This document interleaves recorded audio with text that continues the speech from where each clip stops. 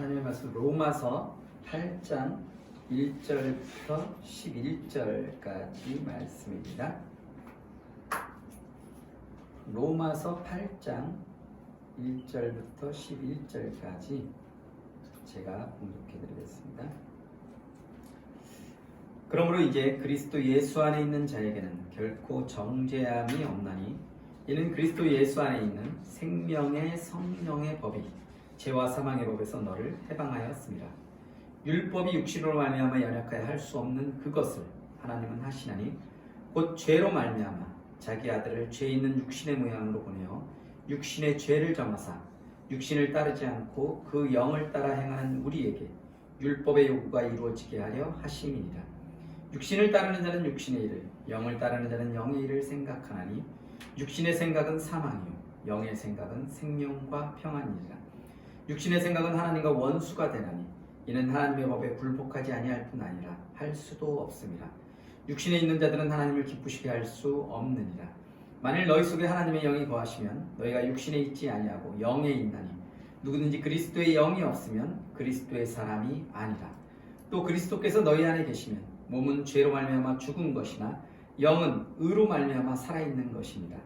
예수를 죽은 자 가운데서 살리신 이의 영이 너희 안에 거하시면 그리스도 예수를 죽은 자 가운데서 살리신 이가 너희 안에 거하시는 그의 영으로 말미암아 너희 죽을 몸도 살리시리라. 아멘. 오늘 읽은 로마서 8장 1절 말씀은 앞에 있는 그런 7장에 대한 결론인과 동시에 1장부터 7장까지 전체의 어떤 결론적인 그런 선언이다라고도 그렇게 할 수 있습니다. 그래서 그 말씀에서 그리스도 예수 안에 있는 자에게는 결코 정죄함이 없다. 그래서 그 앞부분에 뭐 죄라는 것, 율법이라는 것, 어떤 정죄에 대해서 많이 이야기를 했습니다.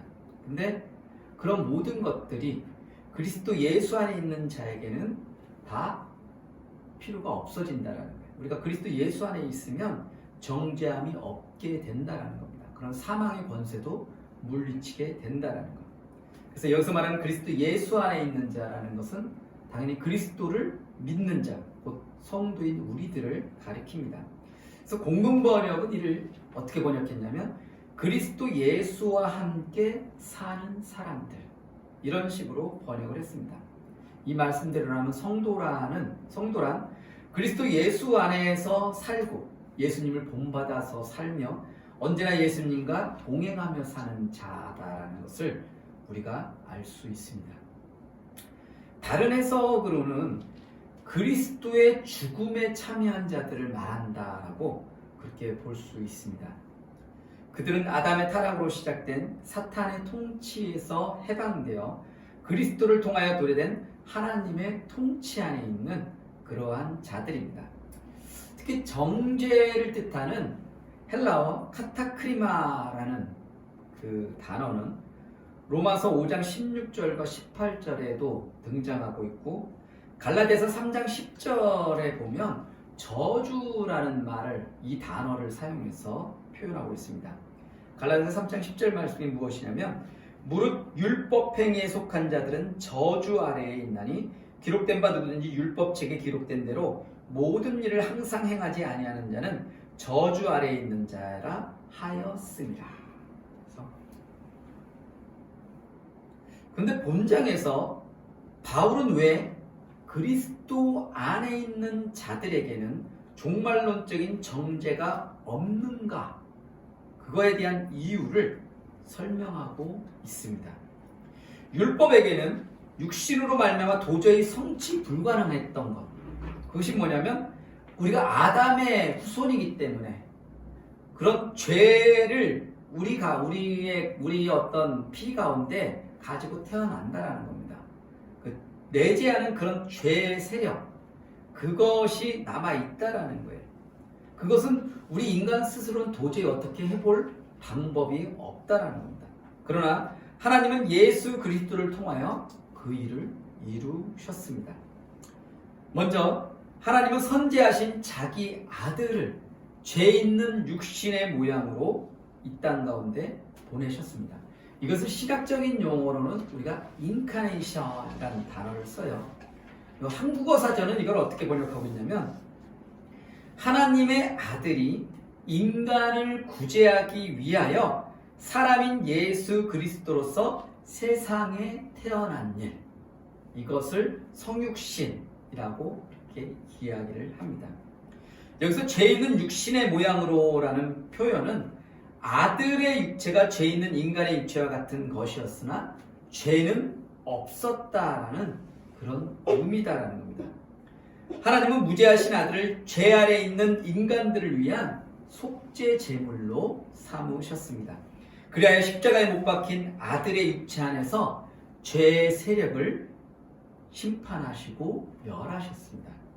오늘 본문 3절 말씀에 보면 율법이 육신으로 말미암아 연약하여 할 수 없는 그것을 하나님은 하시나니 곧 죄로 말미암아 자기 아들을 죄 있는 육신의 모양으로 보내어 육신의 죄를 정하사, 이렇게 표현하고 있습니다. 이것을 좀 더 풀어서 설명하면 죄가 죄인들에게 요구하는 것은 결국 사망인데 하나님의 아들은 인간이 되사 우리를 위하여 십자가 위에서 그 요구, 그 빛을 완전히 청산하셨다라는 겁니다.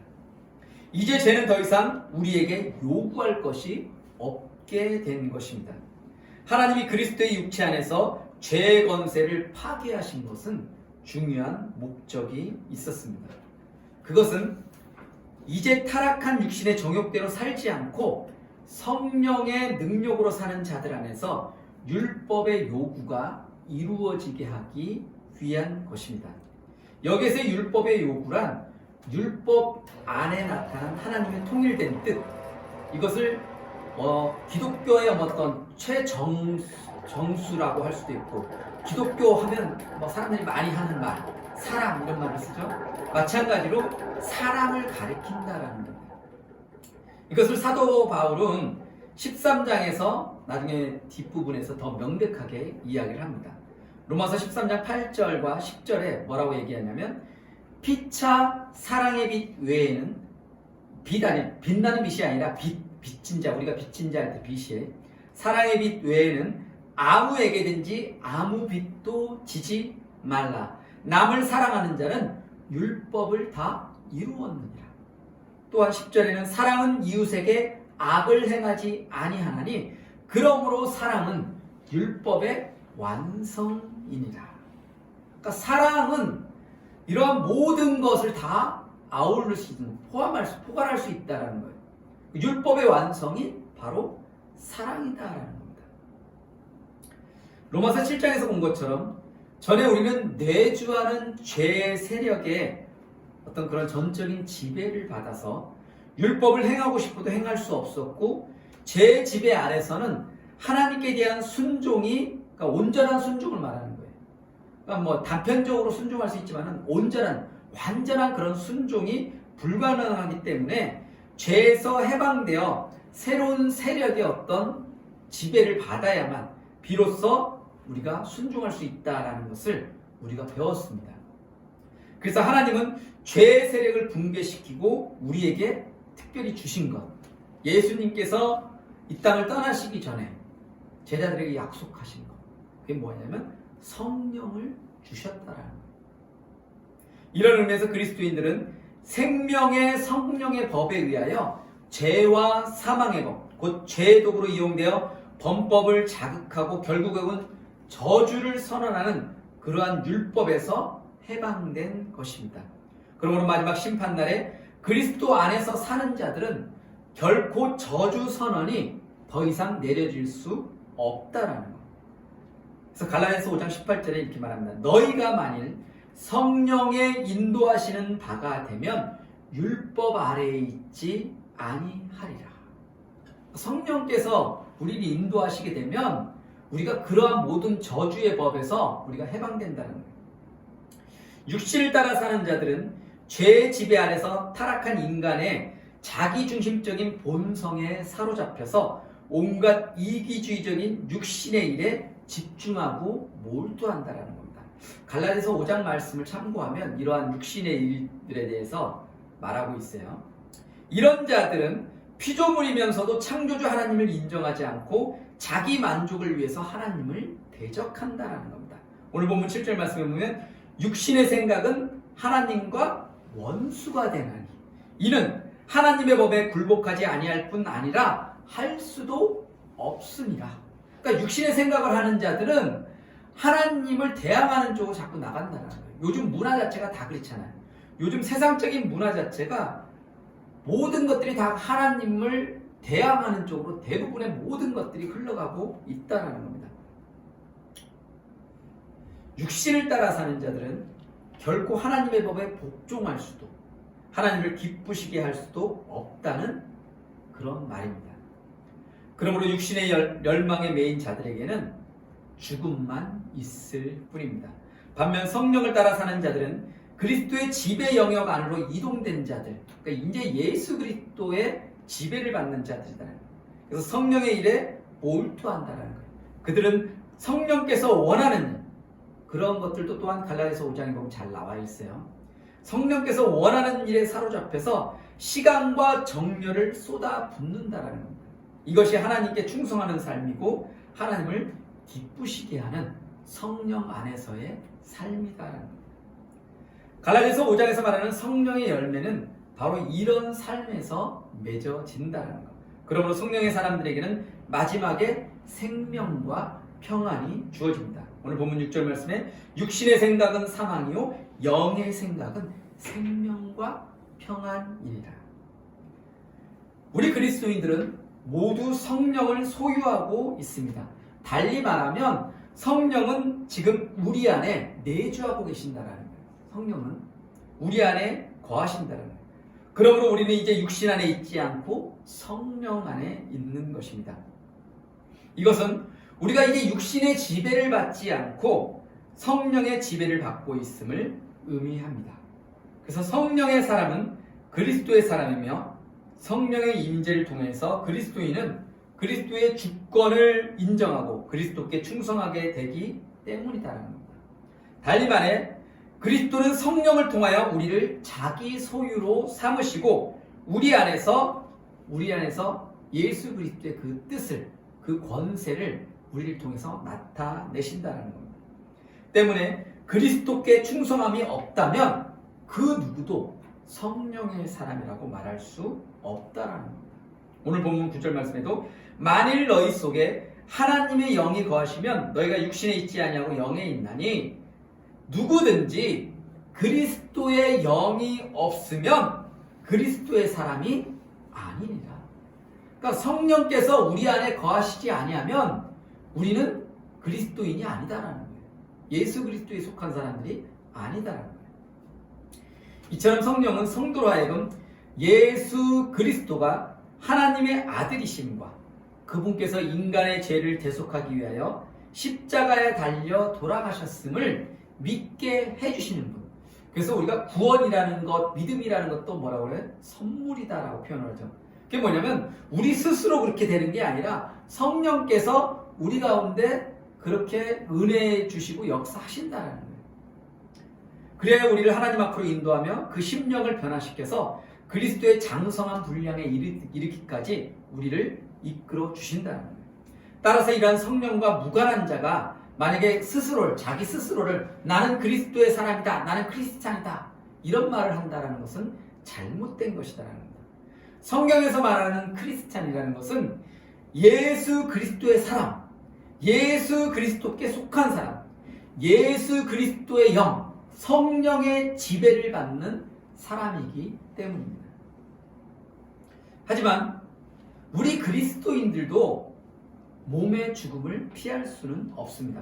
물론 성령께서 우리의 가운데 내주하시지만 그렇다고 우리 몸이 영원히 죽지 않고 사는 것은 아니다. 육신은 썩어 죽을 수밖에 없다라는 거예요. 죄로 인하여 우리의 몸은 여전히 사망의 권세 아래에 있다라는 겁니다. 그러나 결정적으로 중요한 것은 하나님의 은혜로 인하여 생명의 성령의 법이 우리 안에 거하여 역사하고 있다는 사실입니다. 그래서 하나님은 그리스도 예수를 죽은 자 가운데서 살리신 것처럼 성령의 능력으로 우리의 죽을 몸을 반드시 살리셔서 그리스도의 부활의 영광에 참여하게 하실 것입니다. 오늘 본문 11절 말씀에 보면 예수를 죽은 자 가운데서 살리신 이의 영이 너희 안에 거하시면, 자, 성령이 우리 가운데 거하시면 그리스도 예수를 죽은 자 가운데서 살리신 이가 예수를 죽은 자 가운데서 다시 살리셨잖아요. 부활하셨잖아요. 그 살리신 이가 너희 안에 거하시는 그의 영으로 말미암아 우리 속에 내주하시는 성령으로 말미암아서 우리의 죽을 몸도 어떻게 하신다고요? 살리신다라는 거예요. 우리의 몸은 죽을 수밖에 없지만 우리 안에 거하시는 성령께서 우리의 죽을 몸도 나중에 부활의 새로운 그 몸으로 바꿔주신다는 거예요. 살려주신다는 거예요. 그렇습니다. 그때 우리의 몸은 더 이상 연약함이라든지 질병이라든지 고통이라든지 요한계시록에서 얘기하는 것처럼 고통과 눈물이 없는, 더 이상 아픔도 없는, 그런 어떤 슬픔이 없는 그러한 모든 것에서 완전히 우리가 해방된 거예요. 그런 모든 세상적인 것으로부터 우리가 해방될 수 있다는 겁니다. 그래서 구원이라는 것은 몸으로부터의 탈출로 완성되는 것이 아니라 우리 몸의 완전한 구속, 우리 몸의 완전한 어떤 영적인 그런 새로운 부활로 완성되는 것이다라는 겁니다. 그러기에 몸의 부활은 성령의 삶의 절정이고 성령은 구원의 시작이요 완성의 보증이시다라는 겁니다.